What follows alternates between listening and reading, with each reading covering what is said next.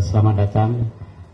Hari ini kami Badan Pengelola Masjid Istiqlal, dalam hal ini BPMI, Imam Besar dan Menteri Agama akan melakukan konferensi pers terkait dengan menyambut bulan suci Ramadan 1446 Hijrah.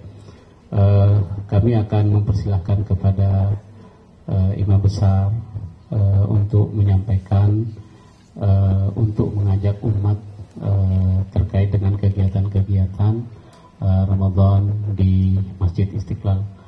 Langsung saja kami persilakan kepada. Baik, Bismillahirrahmanirrahim. Assalamualaikum warahmatullahi wabarakatuh. Saya di sini kapasitasnya sebagai Imam Besar Masjid Istiqlal Jakarta. Walaupun juga tidak bisa dipisahkan dengan Menteri Agama ya, karena di dalam sejarah Istiqlal ini selalu dibawa Kementerian Agama memang.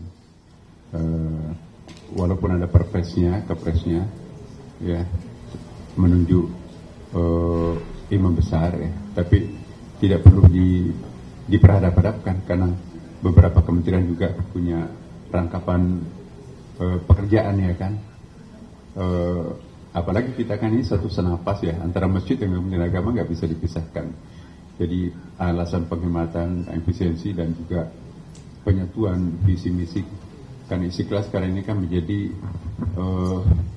bukan saja sebagai lembaga nasional, tapi menjadi lembaga internasional. Jadi Imam Besar Istiqlal juga ditunjuk sebagai President of International Grand Imam Association, jadi Presiden Imam Besar sedunia gitu. Dan dengan demikian ada juga beberapa kegiatan kita lakukan di Istiqlal yang insya Allah kita akan jadikan model untuk 800.000 masjid. Ya, jadi ada program jangka pendek, ada jangka panjang. Ya, jangka panjang saya sampaikan pertama, bahwa Istiqlal ini diharapkan memberikan semacam pencerahan dan moderasi umat beragama di Indonesia.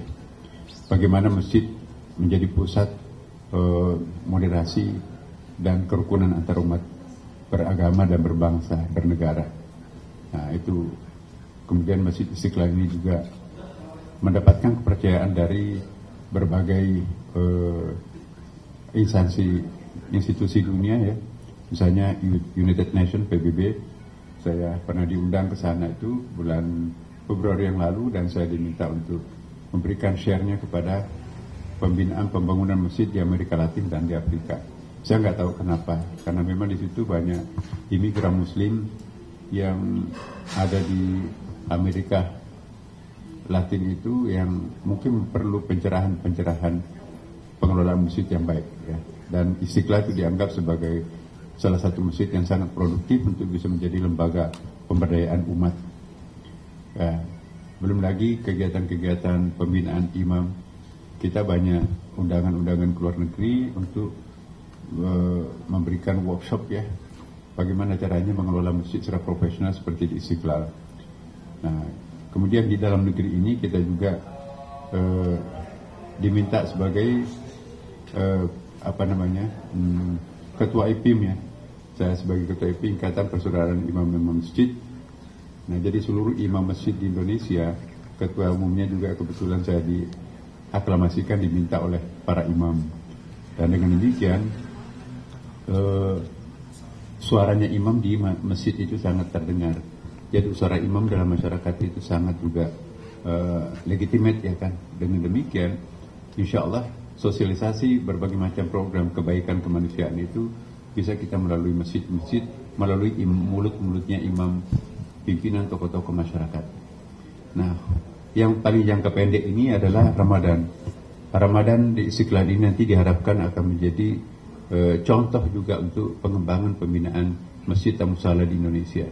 Apa-apa yang dilakukan di Masjid Istiqlal ini, ya pertama biasa iftar. Kalau hari-hari biasa di sini paling sedikit 3.000 orang. Bayangkan jumlahnya itu bukan sedikit 3.000 orang.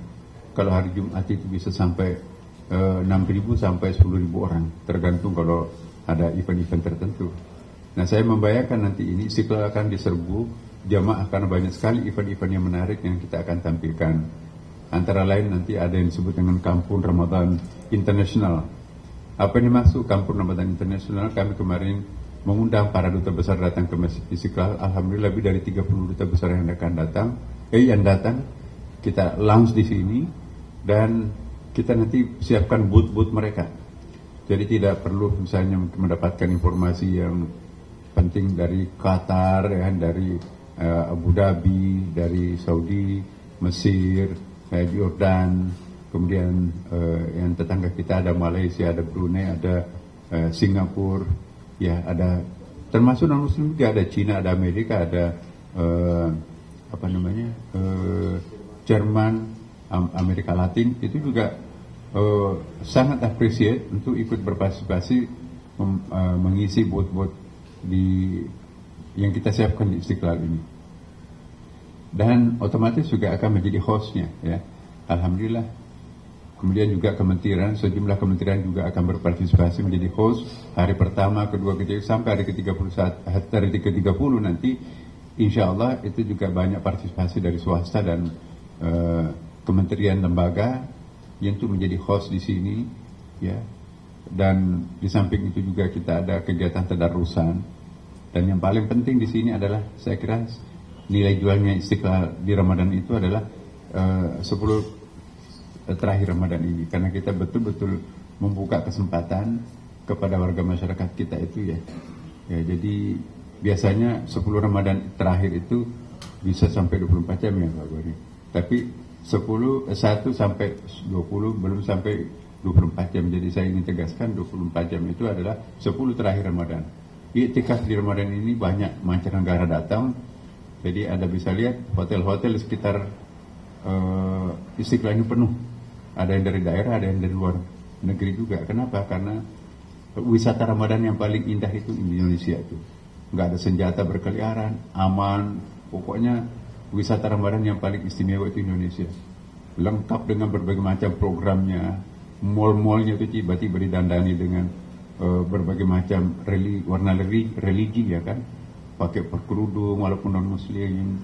Kemudian lagu-lagu rohani Islam. Hotel-hotel didandani mirip masjid, ya. Kemudian juga restoran-restoran itu ditutupkan hitam. Tidak kita melihat ada orang merokok di ruang publik, di bus, di terminal. Ini yang tidak pernah ada pemandangan ini seperti ini di luar negeri. Jadi ini toleransinya di sini ini. Bahkan di perkantoran teman-teman kita non muslim pun kadang-kadang ikut puasa juga. Kenapa? Karena solidarnya. Nah di Istiqlal ini kita mencoba untuk memadukan semua yang berbeda ini. Jadi bagaimana supaya Istiqlal ini mampu menawarkan suatu peradaban baru, ya. Di sini ada pameran, di sini juga ada kemah-kemah yang di sekitar Istiqlal ini.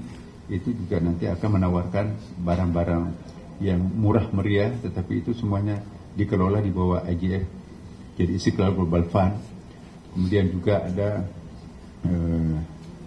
tadarusan Al-Quran setiap hari di sini ada kegiatan-kegiatan Quran dakwah. Dan yang paling menarik, teman-teman juga bisa menyaksikan menjalani ibadah puasa itu ada pendalaman penghayatan keagamaan di jajaran umat Islam. Di atas itu ada 5.000-an laki perempuan terpisah. Kemudian kita berikan untuk anak-anak itu pun juga ada cerita-cerita yang disukai anak-anak lah. Kemudian juga kita menampilkan penceramah-penceramah yang betul-betul digemari masyarakat, ya. Mulai dari setiap habis salat fardu, habis duhur, habis asar, ya. Kemudian ceramah tarwih, kemudian juga subuh, ya. Kemudian di samping itu juga ada kegiatan-kegiatan takhasus, ya, keterampilan. Dan satu yang belum sempat kita selesaikan ini, tapi dalam pekerjaan, yaitu di Istiqlal ini ada hotel gratis, ya. Ada sekitar hampir 40 kamar, ya. Ada mungkin dari daerah untuk urusannya hanya 1 hari 2 hari di Jakarta, ya, daripada nyewa hotel di sekitar sini mahal, ya. Nah, kita fasilitasi mereka. Itu adalah musafir, ya. Hotelnya itu kayak mirip dengan di Jepang, di Singapura itu ada di bandara itu ke hotel kapsul itu, ya. Jadi lumayan, ada kopernya, ada ruang mandinya, kemudian juga breakfastnya gratis juga. Kita kasih mereka itu kena wakaf dan zakatnya jamaah Masjid Istiqlal dipakai untuk memberikan konsumsi terhadap tamu-tamu yang menginap di hotel itu. Dan banyak lagi kegiatan-kegiatan di Istiqlal. Dan yang paling penting juga saya sampaikan bahwa hari ini kita memberangkatkan lagi pendidikan kader ulama ke Amerika Serikat ya. Itu di short course selama 6 bulan ya, di Riverside University Los Angeles dan Harvard Seminary International di Connecticut. Jadi 6 bulan mereka itu mengikuti metodologi keilmuan ya, dan di situ juga akan melakukan dialog interfaith di beberapa kota. Jadi calon-calon ulama kita nanti itu di samping mahir bahasa kitab kuning, bahasa Arab, juga tentunya mahir dengan bahasa Inggris karena mereka itu TOEFL-nya ya standar LPDP, karena semuanya itu pun juga dibiayai oleh LPDP. Dan sebagian lagi 6 semester juga nanti sekarang sudah berada di Al-Azhar University, di situ untuk memperdalam bahasa Arabnya, juga pendalaman materi keagamanya. Nah, begitu mereka pulang itu nanti akan menjadi doktor, dan ada titel barunya yaitu titel barunya itu Doktor Kum, Kader Ulama Istiqlal. Jadi pendidikan kader ulama ini bekerja sama dengan Universitas PTIQ Jakarta ya. Jadi urusan formalnya master degree-nya dan juga doktor degree-nya itu PTIQ, tetapi untuk wawasan keulamaannya itu di-training di Istiqlal. Semua mereka itu diasramakan ya. Kemudian juga di-training oleh dosen-dosen dari Al-Azhar dan dari Amerika ya. Jadi dosennya mereka itu rata-rata dari luar negeri juga, di samping dosen pilihan dari dalam negeri. Kenapa? Karena bahasa Arab, bahasa Inggris itu paralel. Nah, inilah nanti akan memimpin ulama-ulama di Indonesia ini. Alhamdulillah kami mendapatkan sponsor dari LPDP itu 400 orang per tahun. Dan inilah nanti yang akan menjadi harapan masa depan. Dan yang paling spesifik tidak ada di dunia ini adalah pendidikan kader ulama. Selama ini kan pendidikan kader ulama biasa ya. Ini ada spesial di sini, pendidikan kader ulama itu ditiru juga oleh Al-Azhar University. Kami baru memikirkan, tapi Istiqlal sudah menjalankan. Nah, kita banggalah bahwa Indonesia banyak sekali merintis sesuatu yang baru, yang berbeda, ditiru oleh negara-negara yang lain. Ya, kemudian hal lain di sini juga Masjid Istiqlal itu baru saja mendapatkan penghargaan AIDS ya. Jadi masjid bangunan yang paling green itu adalah Indonesia. Seluruh rumah ibadah, sinagog, gereja, termasuk masjid, rumah ibadah lah, baru kali ini mendapatkan piagam penghargaan dari World Bank Bandung dari Washington DC. Istiqlal ditunjuk sebagai pemenangnya. Kenapa? Karena di sini sekitar 7 juta liter air per bulan di sini dipakai ini. Dan itu tidak ada setetes pun jatuh ke got. Itu disirkulasi dalam satu bak, kemudian bisa langsung diminum.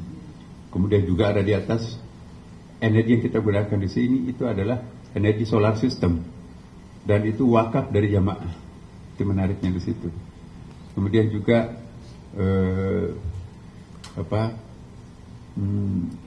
selalu ada dosen-dosen tamu dari luar negeri untuk memberikan pencerahan, ceramah di Istiqlal ini. Yang terakhir dari kami, bahwa kami berharap kepada seluruh pencinta Masjid Istiqlal untuk datang ke Masjid Istiqlal.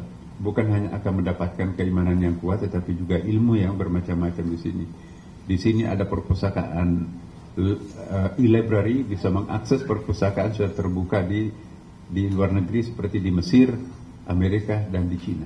Di sini juga, nah ini yang baru ini, saya sampaikan kepada masyarakat kita. Di sini ada kursus bahasa Cina gratis. Jadi anak-anak kami di sini sudah bisa bahasa Cina itu setiap hari itu. Kemudian itu dikelola oleh kedutaan Cina melalui space Cina yang ada.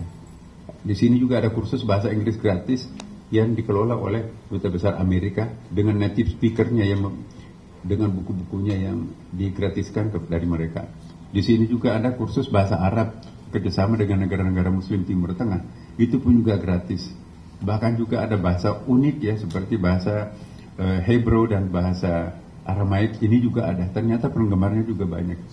Nah, dan kemudian ada space di sini. Jadi ada mengintip kebudayaan luar negeri ada di Istiqlal. Timur Tengah, ya, Eropa, Amerika, Cina, dan dalam waktu dekat ini Singapura juga. Nah, jadi Istiqlal ini ada pasar intelektual yang sangat unik. Dan yang paling penting juga kami sedang merintis sekarang ini ekonomi berbasis masjid.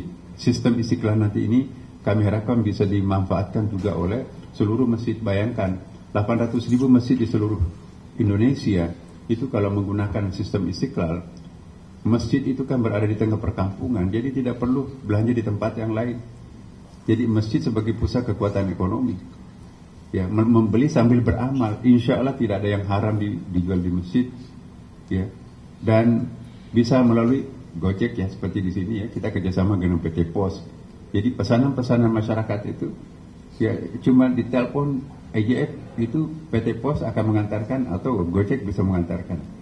Jadi semua kebutuhan masyarakat itu seperti air minum, beras nanti itu pada saatnya nanti itu bisa dibeli di masjid. Jadi membeli sambil beramal. Stoknya bukan di masjid, tapi kerjasama dengan gudang. Termasuk juga beli ikan. Itu bisa dipesan di Istiqlal, tapi nggak ada ikan di sini wujudnya. Tetapi kita kerjasama dengan lembaga-lembaga yang di luar sana itu, dan ada yang mengantarkan.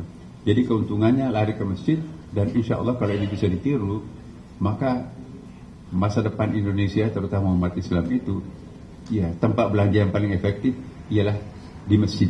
Kenapa? Membeli sambil beramal. Tentu bukan ruang utama masjidnya yang harus sakral itu, ya, tapi di halaman masjid itu kan banyak space. Disitulah kita akan manfaatkan bagaimana ekonomi berbasis masjid ini bisa memberdayakan umat. Jadi kalau dulu kita bicara tentang umat memberdayakan masjid, nah sekarang masjid yang akan memberdayakan umat. Dibalik. Nah, inilah harapan kami. Semoga teman-teman wartawan bisa mendampingi kami untuk menjadikan Indonesia ini sebagai negara contoh untuk pengembangan ekonomi berbasis masjid, ya, dan masjid juga sebagai rumah besar untuk bangsa Indonesia. Siapapun bisa mengakses apapun yang ada di Istiqlal ini, ya, karena kita di sini adalah sudah tradisinya Istiqlal seperti itu. Terima kasih. Mungkin ada tambahan dari teman-teman nanti akan dijawab, ya. Assalamualaikum warahmatullahi wabarakatuh. Di Istiqlal ini, apakah ada para menteri atau Pak Presiden mungkin yang akan sholat tarawih di sini gitu, Ustaz? Iya, kehadiran kepala negara dan wakil kepala negara seringkali di masjid ini. Karena ini masjid negara, ya. Karena memang standar security-nya juga sudah ada, jadi tidak ada masalah. Anytime beliau kapan saja mau datang ke sini bisa datang. Menteri-menteri banyak sekali, ya. Nanti malam ini kita menurut jadwal saya nanti malam, ya. Oh, saya membuka, ya. Iya. Kita sedang isbat dulu baru ke sini ini. Ya, kalau saya terlambat nanti kita atur waktunya. Jadi teman-teman semuanya, kami berharap juga nanti dari sini pindah ke Jalan Tamrin untuk mengikuti sidang isbat, ya kan. Ini mohon doanya supaya kita bisa berpuasa di awal sama satu Ramadannya, dan kemungkinan besarnya itu bisa sama karena kita berada pada posisi 2,5 derajat sampai 4 derajat. Apalagi Aceh sudah 4 derajat Celcius. Derajat. Dan insya Allah satu Idul Fitrinya juga diharapkan sama juga, karena apa? Pada waktu diperkirakan nanti itu masih 0 minus, ya. Jadi minus derajatnya, sehingga dengan demikian teman-teman dari Muhammadiyah dan NU itu, ya, bisa sepakat di situ itu. Nah, ini awal sebuah yang baik. Mudah-mudahan insya Allah Ramadan kita ini lancar, jamaah haji juga yang semakin membuat orang tersenyum lebih bagus, dan kehidupan beragama kita juga semakin rukun, damai, dan seterusnya. Insya Allah inilah negara yang paling plural di dunia ini, tapi juga yang paling homogen, yang paling rukun di dunia ini. Jadi ini negara penuh berkah. Mudah-mudahan Ramadan ini akan menambah keberkahan lebih lagi pada kita semuanya. Makasih. Ada lagi?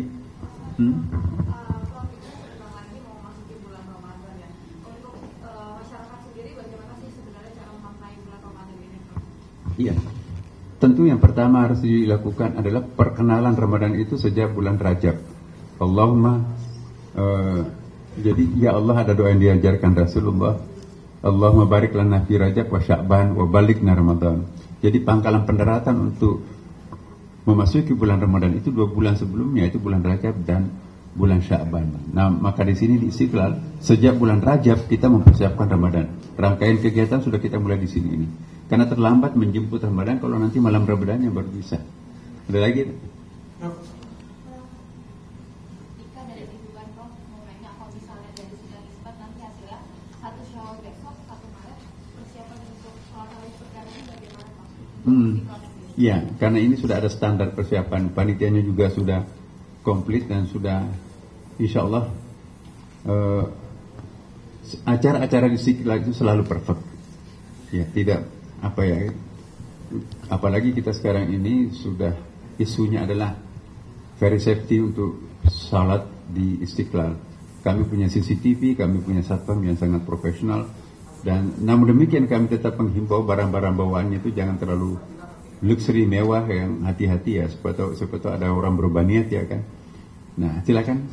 Prof, izin sebagai masjid negara, apakah kegiatan Ramadan di Masjid Istiqlal terdampak efisiensi? Apakah ada nanti? Bagus pertanyaannya.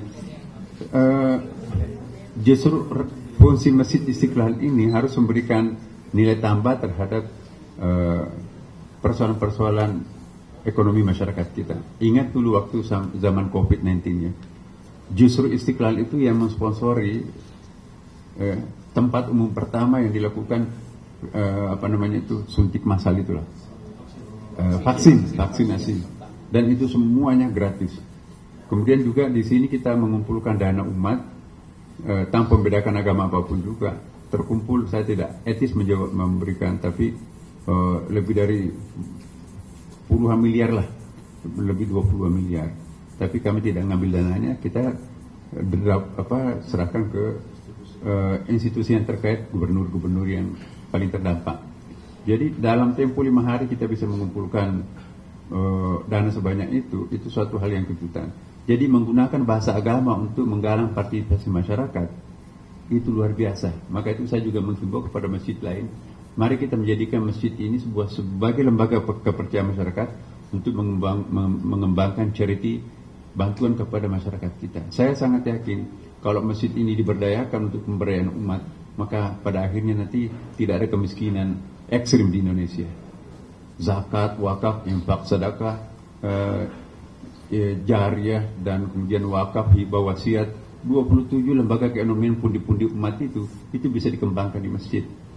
Sehingga zakat itu menjadi kecil, yang lebih besar nanti itu seperti wakaf dan lain-lainnya. Nah, kalau ini kita nanti kembangkan, masya Allah, itu bantuan rumah ibadah masjid ini nanti dan juga rumah-rumah ibadah yang lain itu akan sangat besar nilainya terhadap masyarakat kita. Jadi kemiskinan tidak hanya lagi diurus oleh negara, tapi juga oleh masyarakat juga. Jadi di atas ada negara, di bawah ada masyarakat, civil society yang memberantas kemiskinan ini. Nah, mudah-mudahan masjid ini bisa berbicara lebih banyak lagi di masa akan datang. Oke? Terima kasih. Kegiatan tidak terpengaruh ya, Prof? Enggak, insya Allah enggak. Ya? Saya dikit dari Garuda TV mengenai jumlah porsi buka puasa pada saat buka puasa di Istiqlal, sudah adakah jumlah total porsinya? Dan Iya, kita ada standar menyiapkan. Iktikaf, apakah setiap juga? Iya. Kita ada estimasi dan ini sudah terwujud beberapa tahun terakhir ini ya. 3.000 orang buka puasa di sini, ya. Nah, karena ini kita mengantisipasi karena banyaknya program baru Istiqlal, maka kita naikkan 4.000 box nasi di sini, ditambah dengan kurma, ditambah dengan air minum. Dan ini adalah kebanyakan kita peroleh juga dari sponsor-sponsor masyarakat dan instansi. Dan yang paling penting juga adalah 20 Ramadan terakhir, saya kira sampai lantai puncak Istiqlal itu penuh jamaah. Dari luar negeri, dari daerah-daerah, apalagi dari Jakarta, dari luar kota itu banyak sekali ya. Jadi maka kita harus antisipasi. Jadi sahurannya mereka kita siapkan juga. Tentu kita tidak mampu menyiapkan semua, karena kalau penuh sampai atas itu bisa sampai 200.000 orang tuh. Iya. Iya. Nah, ini 3 macam itikaf. Ada itikaf itu nginap di sini betul-betul 24 jam sepanjang berapa hari, tapi itu didaftar dulu. Dan disiapkan tempat tidurnya di sana dan sebagainya. Jadi inilah kita pindah ke sebelah ya teman-teman, sama masih ada acara. Kasih. Assalamualaikum warahmatullahi wabarakatuh. Ya, terima kasih ya teman-teman. Bapak mau ke Kementerian Agama.